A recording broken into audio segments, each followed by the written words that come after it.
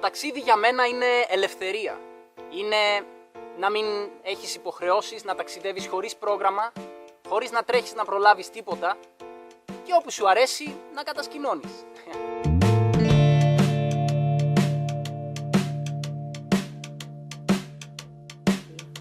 Ξεκίνησα να ταξιδεύω στα 20 μου χρόνια όταν πήγα στην Ιταλία με ένα τρένο για ένα μήνα. Τότε κατάλαβα ότι το ταξίδι είναι βασική προτεραιότητα στη ζωή μου και αποφάσισα να επικεντρωθώ σε αυτό και να αφοσιωθώ στο ταξίδι. Η κινητήριος δύναμη στα ταξίδια μου είναι η αγάπη μου για την φύση και τον άνθρωπο. Θέλω να γνωρίζω διαφορετικούς ανθρώπους, διαφορετικούς πολιτισμούς, να κατανοώ τους ανθρώπους αυτούς και από την άλλη να ζω σε αρμονία με τη φύση, όχι ως παρατηρητής, αλλά ως μέρος της φύσης. Η αλήθεια είναι ότι προτιμώ να ταξιδεύω με την κοπέλα μου. Όταν όμως αυτό δεν είναι εφικτό, από το να μην ταξιδεύω καθόλου, φυσικά προτιμώ να ταξιδεύω έστω και μόνος. Έχει και αυτό τα πλεονεκτήματά του βέβαια, γιατί τότε απορροφάσαι πιο εύκολα από τις ντόπιες κοινωνίες. Πιο εύκολα αλληλεπιδράς μαζί τους και αυτό είναι πολύ σημαντικό για μένα. Σίγουρα είναι πολλές οι στιγμές που δεν θα ξεχάσω ποτέ από τα ταξίδια μου, αλλά μία από αυτές είναι όταν έφτανα στο Cape Town της Νότιας Αφρικής.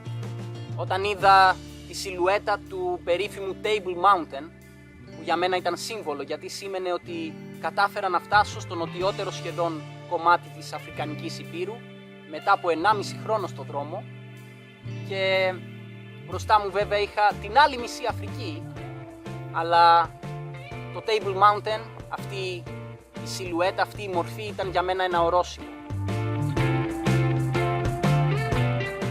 Σίγουρα υπήρξαν κάποιες μικρές αλλαγές στο χαρακτήρα μου, αλλά όχι τόσο σημαντικές. Βέβαια, στον τρόπο με τον οποίο βλέπω τον κόσμο υπήρξαν μεγάλες αλλαγές, αφού απέκτησα μια πιο σφαιρική εικόνα για τις κοινωνίες όπου ζούμε και σίγουρα απέκτησα και μια διαφορετική νοοτροπία. Το πιο όμορφο πράγμα στα ταξίδια μου είναι όταν συναντώ εκείνους τους φιλόξενους και ζεστούς ανθρώπους που χωρίς να με γνωρίζουν με προσκαλούν στο σπίτι τους και εφόσον ένας ταξιδιώτης δεν έχει χρόνο, ίσως γίνεται συνήθεια να δένεται γρήγορα με τους ανθρώπους και αναπτύσσονται γρήγορα συναισθήματα και έτσι μέσα σε λίγες μέρες μπορεί κανείς να αποκτήσει φίλους που δεν θα τους ξεχάσει ποτέ.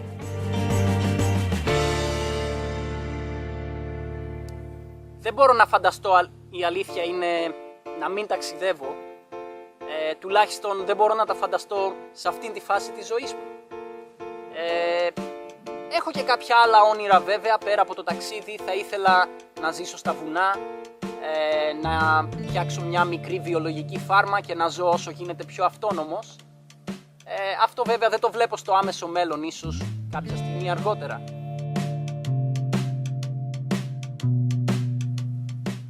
Η αλήθεια είναι πως φαντάζομαι αυτή τη στιγμή ότι και μετά από 15 χρόνια θα ταξιδεύω ακόμη. Ίσως να έχω ήδη εξερευνήσει την Αμερικανική Ήπειρο, ίσως να έχω βρει κάποιο παραδεισένιο μέρος ή κάποιους ανθρώπους που θα με κρατήσουν κάπου. Δεν έχω πρόγραμμα στη ζωή μου άλλωστε και είμαι ανοιχτός σε οτιδήποτε. Απλά αφήνομαι και όπου φυσάει ο άνεμος πάω. Το Live Trip Traveler μου άρεσε ιδιαίτερα επειδή μου έδωσε έναν άμεσο τρόπο να μοιράζομαι το ταξίδι μου με άλλους. Με τα μηνύματα που μπορούσα να στέλνω, ακόμη και όταν δεν είχα σύνδεση στο διαδίκτυο, με ένα απλό SMS, μπορούσε ο κόσμος να παρακολουθεί την πορεία μου πάνω στο χάρτη, να βλέπει τα μηνύματα που γράφω και ακόμη και τις φωτογραφίες που έστελνα. Είναι ένας υπέροχος τρόπος για να μοιράζεται κανείς το ταξίδι του, νομίζω.